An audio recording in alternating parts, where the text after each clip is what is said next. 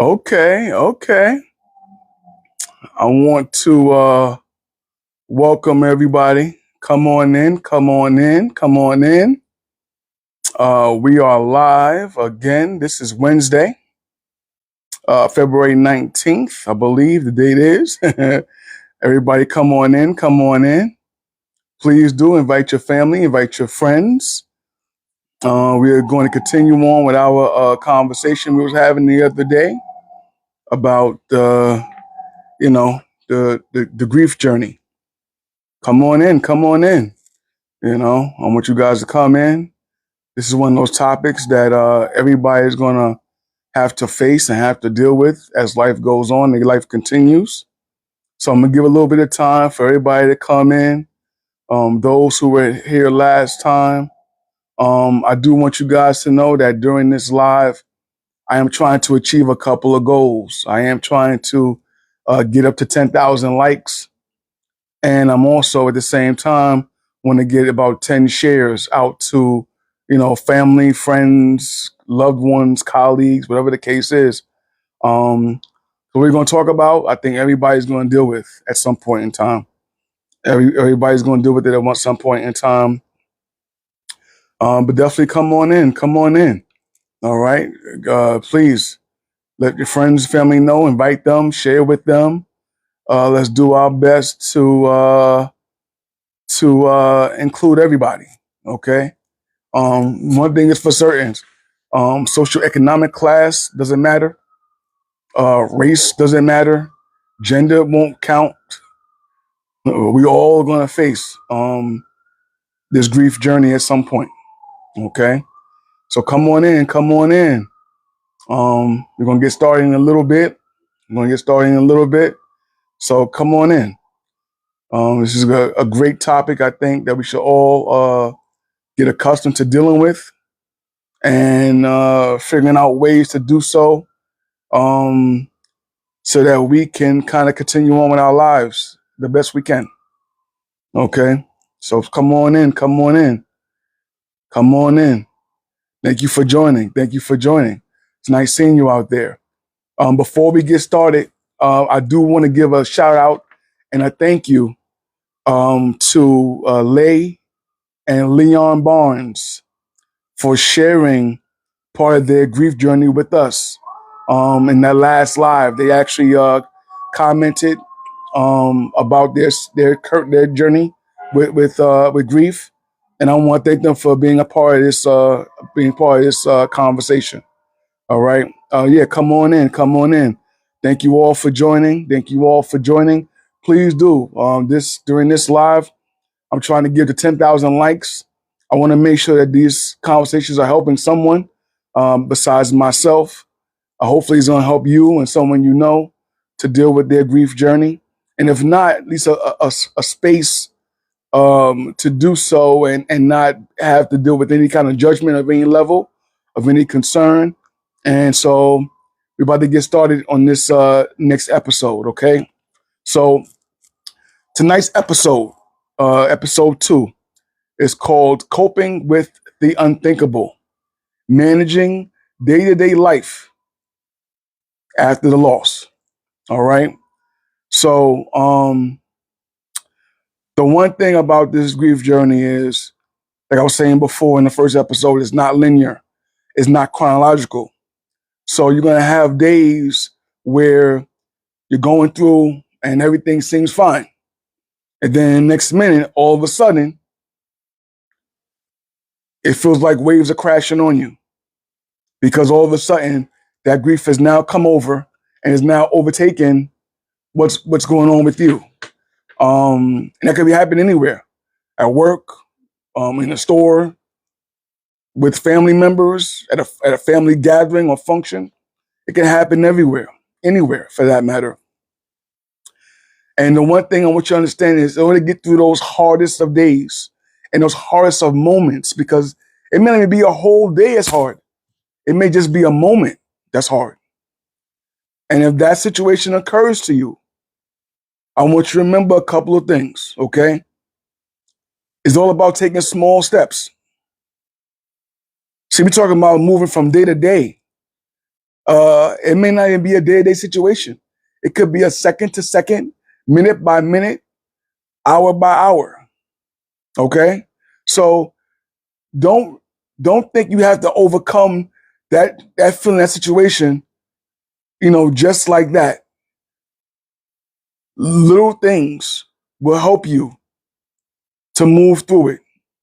But that means offering yourself some grace, some self-compassion.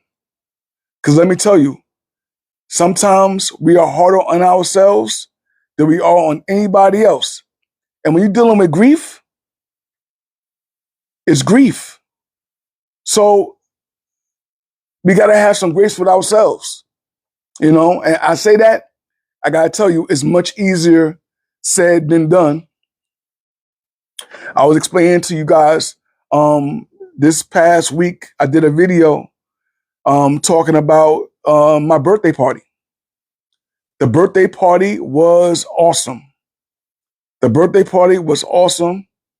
But a few days to several days after that, I was feeling guilty. I have to give myself some grace. I have to know it's okay for me to live life again. Self-compassion and grace are going to be a big part of your journey, because we can all get caught up in, what I should be doing, what I could be doing. Why aren't I doing that? Why aren't I progressing faster in a certain direction or towards a certain thing? Listen, it's going to be hard. And you got to give yourself some grace and a definite level of self-compassion. If nobody else gives it to you, you have to give it to yourself. Okay? You have to give it to yourself. The one thing I found very hard to do, especially it always happens like this, in the initial, like, I guess I would say maybe first 3 months, trying to function, just a normal, everyday function. And I'm talking about things like getting up and brushing your teeth seemed like a chore and a task. Getting up and, in all sincerity, washing your behind seems like a chore and a task. You may feel like you don't want to do nothing. I'll tell you, there was times I didn't want to do nothing. I felt so comfortable sitting in a chair and staring off into whatever. But being able to function and do just a bit of a regular routine, brushing your teeth, you would think we do it every day mindlessly. But when you're going through grief, that may seem like a whole nother thing. Totally. You know what I'm saying? So brushing your teeth, getting up and taking a shower, right? Sometimes just taking deep breaths, going for a walk, getting something to eat. I can't tell you how many times I got up, I didn't feel like eating nothing, didn't want to drink nothing, and that was it. That was the day. But you got to find a way to do your regular, normal things, like brushing your teeth, washing your behind, taking a shower, going for a walk, like just normal, regular things that you would do. Somehow become a chore, a task. So please, we got to make sure we're able to do that during this grief process.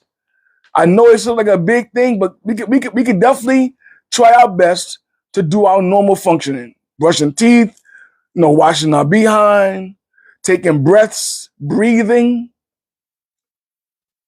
These things are regular things that sometimes we lose focus of, especially when we're going through the grief process.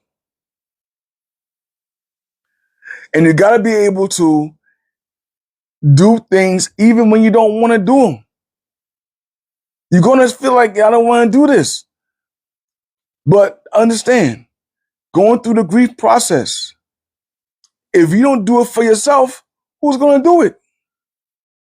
Who's going to get up and wash your backside for you? Who's going to brush your teeth? Nobody. So somewhere in there, you got to find the strength to just get up and do your regular, everyday activities. Now, I'm not saying you got to go out and try to jog a marathon.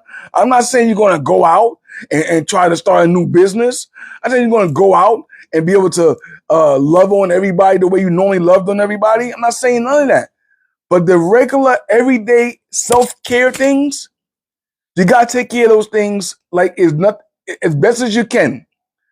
I ain't gonna say like nothing happened because that's not the truth of the matter. But you got to do those things because that takes care of you. You got to find a way to grieve and function somewhere. There has to be a medium somewhere where you can meet grieving and your regular functioning as best you can. And I'm speaking from experience. I'm not speaking from like, you know what, I can't. No.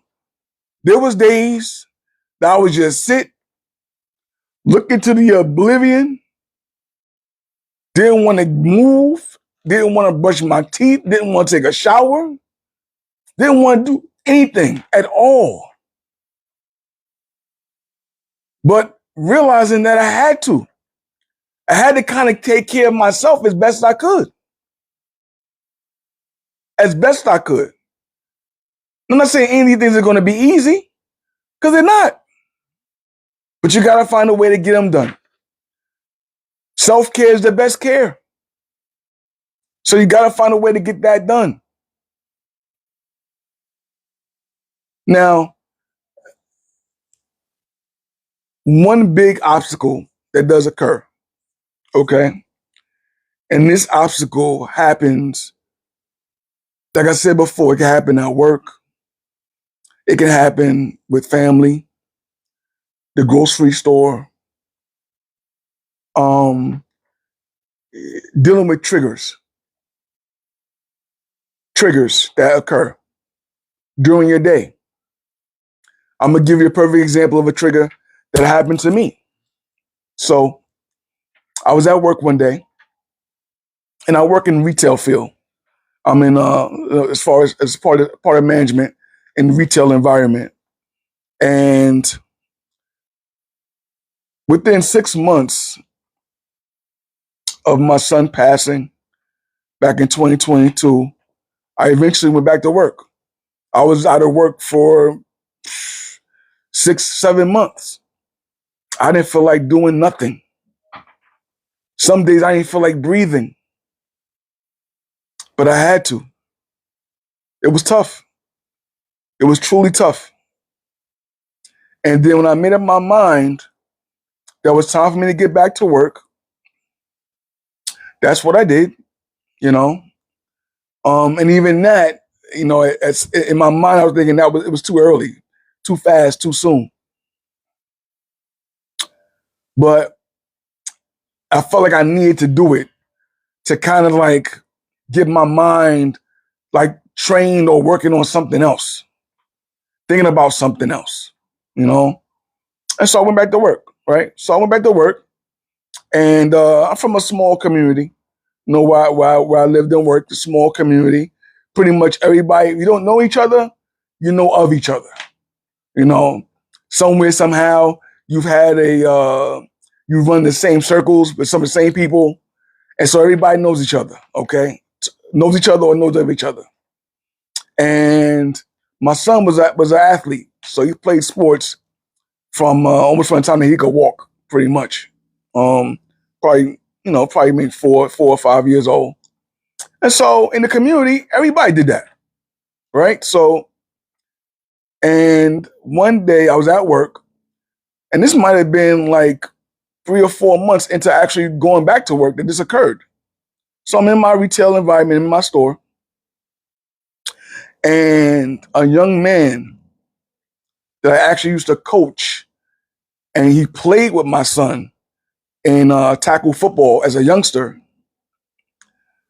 actually came into my store and he wanted to pay his respects.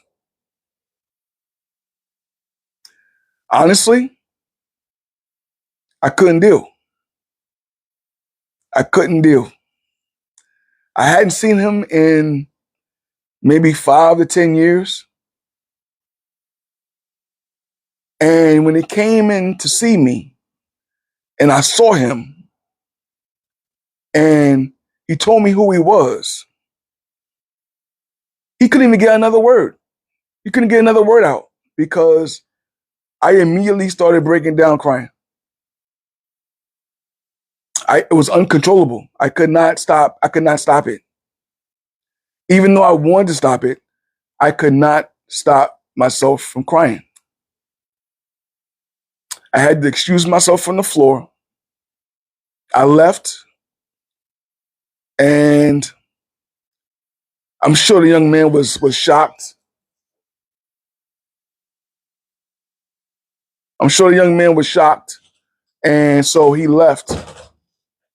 He left the store, and then I felt bad.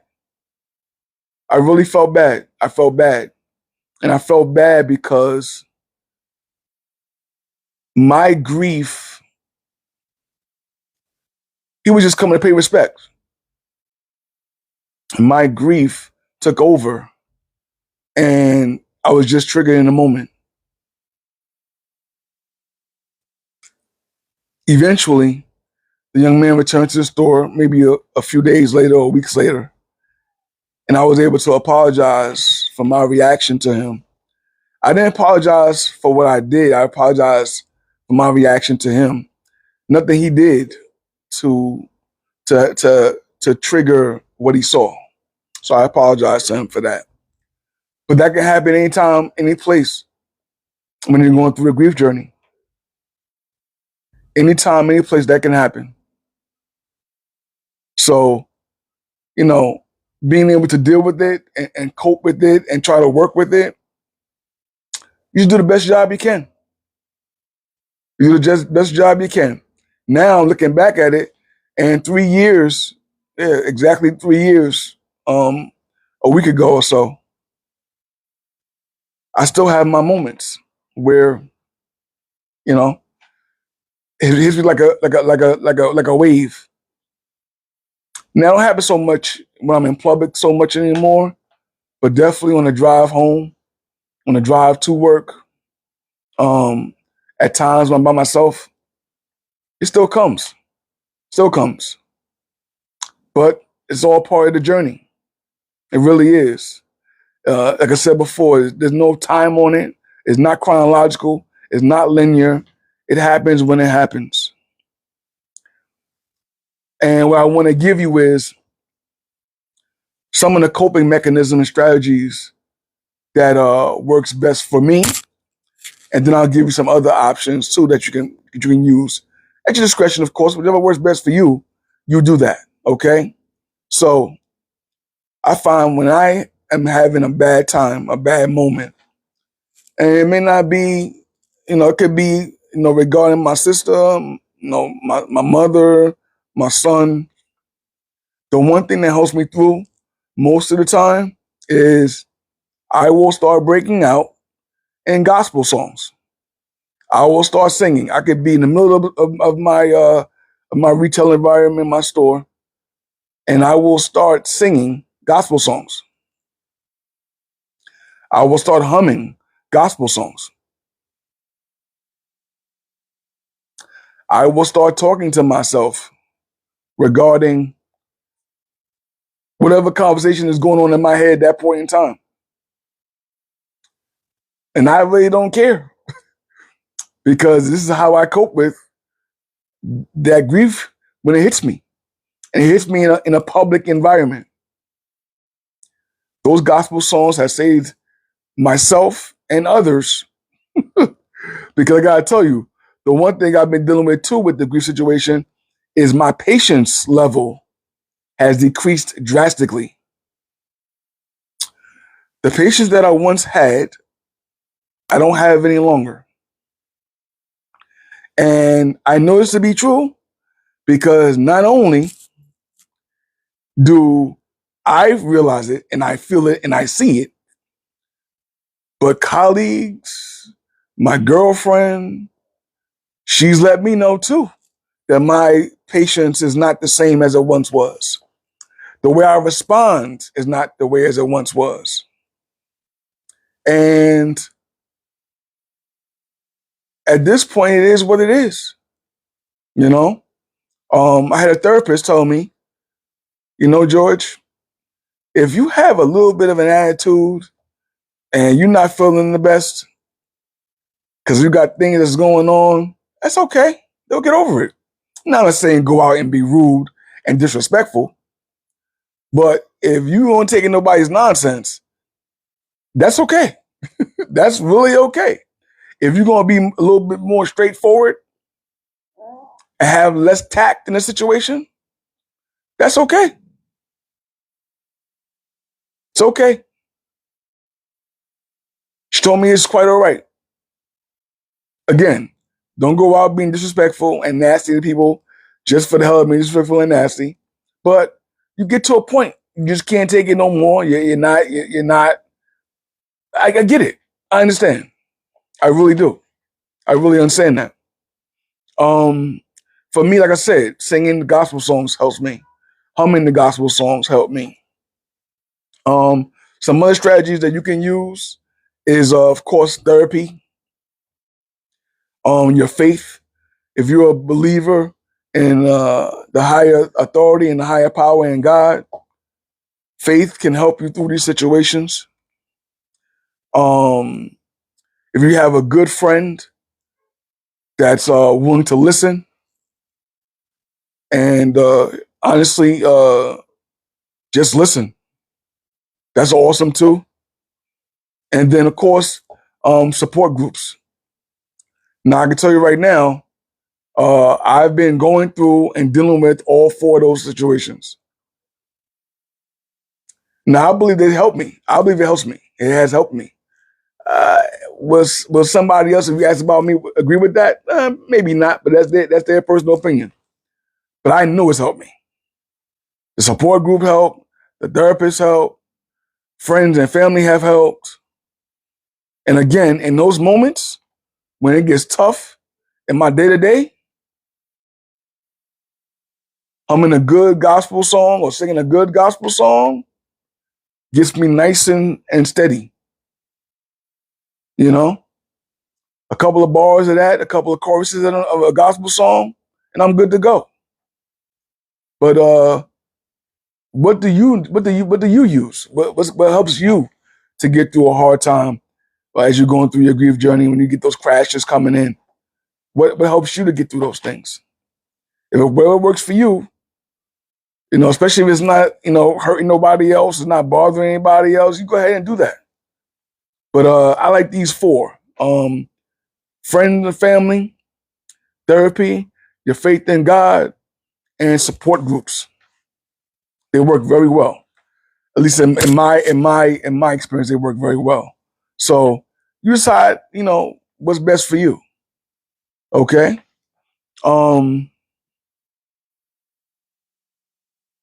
And before we go a little any further, I want to thank you all for coming in and joining me on my grief journey. This is actually helping me. I'm hoping it's helping you. So what I want you to do, I want you to commit to doing one small act of self-care every day. Okay? I want you to commit yourself to making sure that you are taking care of you. Okay? I know going through the grief journey is tough. I know there's going to be days you don't want to do anything. But you got to find the strength. You got to find the motivation to take care of self. Okay? So, what I do have for you is I want you to put in the comments for me, what is your favorite self-care practice that you do every day? What is it that you do every day that is your favorite self-care practice for taking care of you? Remember, nobody's going to take care of us but us. So we have to do what's necessary to make sure that we are taking good care of. Okay? So again, in the comments, or again, go back to my page, Good Vibes Daily 71, and write in there, what is your favorite practice for self-care today?